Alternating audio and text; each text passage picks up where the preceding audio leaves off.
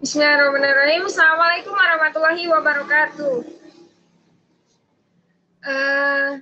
Waalaikumsalam warahmatullahi wabarakatuh. Selamat siang anak-anak.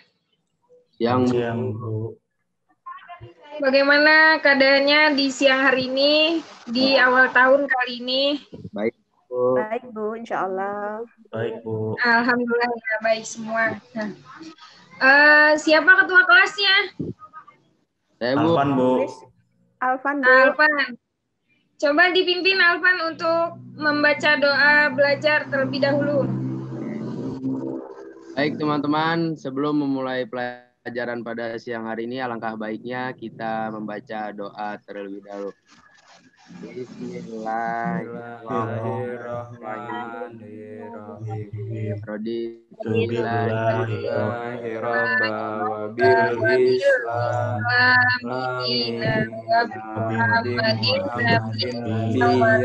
wa rasulah zidni ilma warzuqni fahma. Amin. Ya.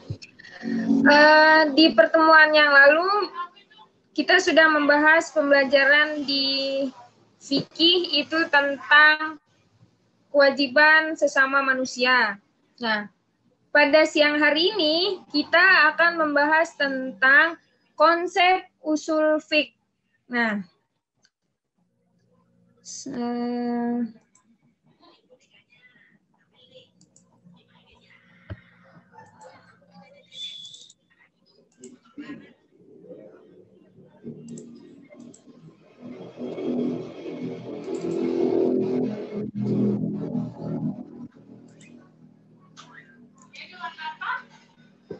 konsep usul fiqh.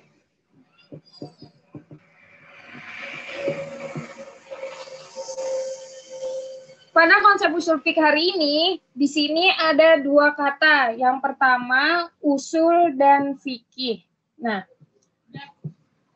kata fikih berasal dari bahasa Arab yaitu faqaha, yufaqihu, fakhan, yang artinya yaitu memiliki beberapa arti, memahami secara mendalam dan mengerti, bahkan ahli dalam menetapkan suatu hukum. Nah, kenapa dikatakan menetapkan suatu hukum? Contohnya wajib, mubah, sunnah, haram, batal. Nah, itu semua sudah diterapkan dalam ilmu fikih. Nah, dalam kehidupan sehari-hari banyak sekali contohnya seperti dalam ilmu fikih yaitu sholat. Sholat sudah diterapkan di dalam sehari-hari kita. Nah, sholat di dalam dalilnya, dalam Al-Quran telah diterangkan bahwa di situ dijelaskan aqimus sholah, dirikanlah sholat. Nah, kenapa? Di sini berarti aqimus sholah yaitu merupakan kata perintah di mana terdapat perintah dirikanlah sholat. Wahai kaum muslimin. Nah, berarti kata perintah di sini jelas bahwa umat muslim dianjurkan oleh sholat. Sedangkan kata usul berarti fondasi bagi ilmu fikih yang menerapkan suatu hukum yang belum bisa diselesaikan atau dipecahkan. Mengapa demikian? Suatu hukum yang belum dipecahkan. Mengapa demikian? Karena ilmu usul fiqh terlebih dahulu ada sebelum ilmu fikih diterapkan. Penetapannya setelah ditetapkan oleh hukum syara. Kembali lagi kepada contohnya terlebih dahulu yang tadi dijelaskan bahwa aqimus sholah. Nah, mengerjakan sholat itu hukumnya wajib. Wajibnya dilakukan, sholat itu disebut hukum syara. Maka dalam usul fikihnya dalam hukumnya sholat itu wajib, melainkan sebutan dalam Al-Qur'annya adalah perintah. Kembali lagi, perintahnya tadi kembali kepada hukum usul fiknya. Maka karenanya dijelaskan di dalamnya menjadi hukumnya wajib. Nah, setelah itu objek pembahasan fikih dan usul fik. Objek pembahasan dalam ilmu fikih yaitu perbuatan mukallaf menurut apa yang telah ditetapkan oleh hukum syara tentang ketentuan hukumnya.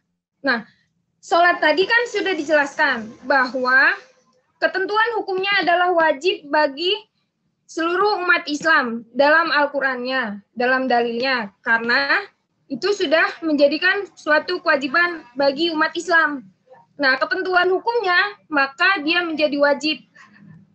Sedangkan objek pembahasan dalam ilmu usul fiknya yaitu dalil-dalil syara atau sumber umum hukum syara itu sendiri dan hukum umum yang diperoleh dari sumber hukum-hukum syara. Nah, sumber hukumnya kan dari fikih, kemudian masuk ke usul fiknya menjadi suatu dalil yang jelas. Kejelasan dalilnya terdapat dari hukum fikihnya dalam Al-Qur'an yang telah dijelaskan. Kemudian tujuan usul fik. Tujuan usul fik yang pertama yaitu pemahaman tentang seluk-beluk dan proses penetapan hukum dan dalil-dalil yang melandasinya. Nah, tadi seperti contohnya penerapan hukum sholat, wudhu, makan. Makan kita sudah dijelaskan dalam Al-Qur'an bahwa kita tidak boleh memakan makanan haram. Contohnya minuman yang memabukkan. Makanan contohnya daging babi ataupun darah. Nah, itu sudah dijelaskan dalam Al-Qur'an sebagai dalilnya dan hukumnya pun diterapkan bahwa haram untuk dimakan. Yang kedua, pemahaman secara mendalam tentang berbagai ketentuan hukum seperti ibadah, muamalah, dan ukubah. Nah, dari kehidupan kita sehari-hari, kan kita sudah sesama manusia pun kita diatur bagaimana kita untuk saling menghargai sesama ataupun tata cara kita terhadap tetangga kita sendiri ataupun teman kita sendiri. Cara seperti contohnya ketika ada seseorang saat mengobrol, di mana seseorang yang sedang mengobrol, kita harus saling tatap muka, saling memperhatikan. Nah, itu. Yang ketiga, penerapan hukum syara yang berhubungan dengan perbuatan atau perkataan seseorang. Perbuatan atau perkataan seseorang. Contohnya, dalam kehidupan kita kan banyak orang yang berkata, dari pendapat ilmu ini mengatakan bahwa perbuatan ini tidak boleh itu. Nah, kan banyak di dalam kehidupan kita itu ini boleh atau tidak, ataukah sebenarnya ini mubah atau haram, ataukah dia sah atau dia sunnah. Nah, itu banyak orang yang misalkan dia menyatakan ketika kita berpuasa, misalkan puasa Senin Kamis. Menurut kita kan itu sunnah karena itu sudah jelas dalam hukumnya sudah diterangkan bahwa puasa itu ada bermacam-macam, ada yang wajib, ada yang sunnah, ada yang haram. Nah, jadi bagaimana kita untuk menerapkannya dari perbuatan ataupun perkataan orang-orang terlebih dahulu sampai akhirnya kita bisa menemukan jawaban itu bahwa apa yang sudah dilakukan sebelumnya itu adalah suatu hal yang haram, wajib, sunnah, ataupun mubah. Sampai di sini penjelasannya ada yang ingin dipertanyakan?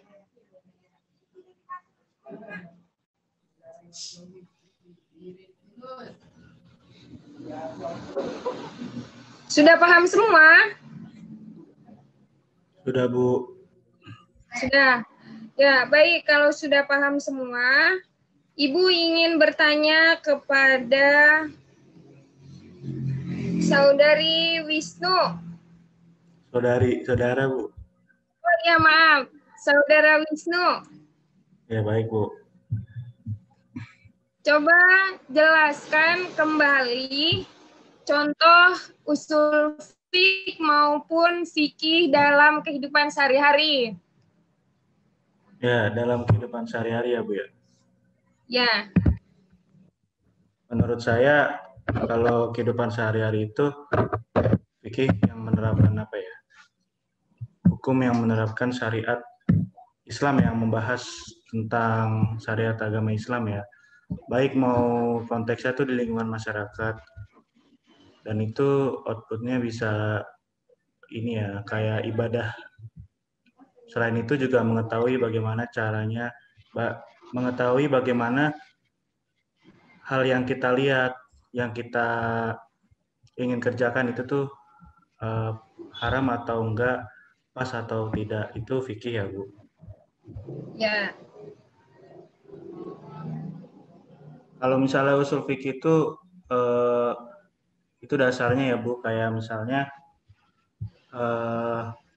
hukum apa sholat itu kan syara ya, Bu, sebagai apa namanya, sebagai syarat yang saya ketahui. Tapi kalau dalam Al-Quran tuh perintahnya itu ini, Bu, sholat itu harus dilakukan.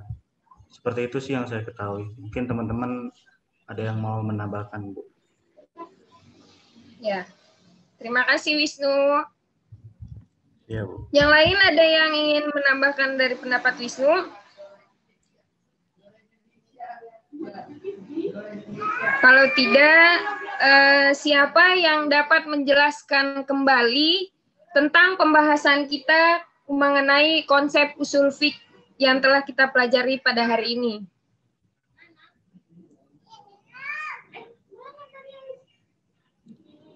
Dapat voucher kali, Bu? Yang bisa jawab. Voucher pulsa, Bu. Ayah, ada yang bisa menjawab?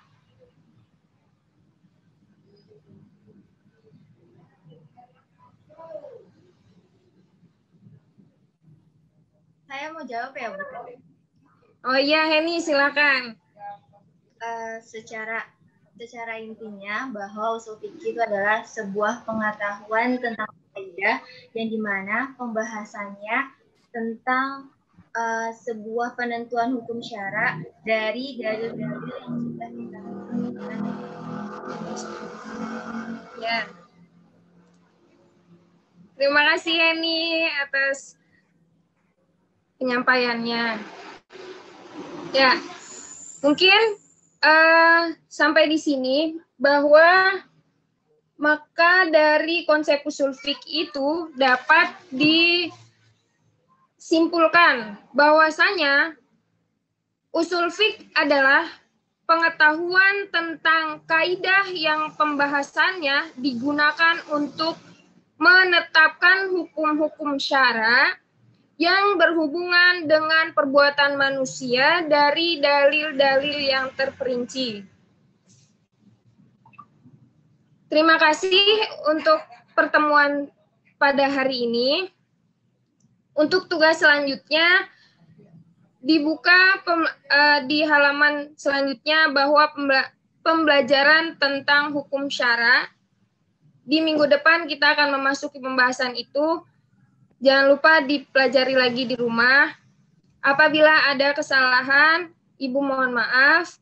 Dan apabila ada salah-salah kata ataupun yang lainnya, maka mohon dimaafkan. Mungkin cukup sekian dari pertemuan pada siang hari ini. Mari sama-sama kita tutup pembelajaran pada siang hari ini dengan membaca Alhamdulillah. Alhamdulillah. Akhirul kalam, wassalamualaikum warahmatullahi wabarakatuh. Waalaikumsalam warahmatullahi wabarakatuh. Waalaikumsalam. Terima kasih, Bu.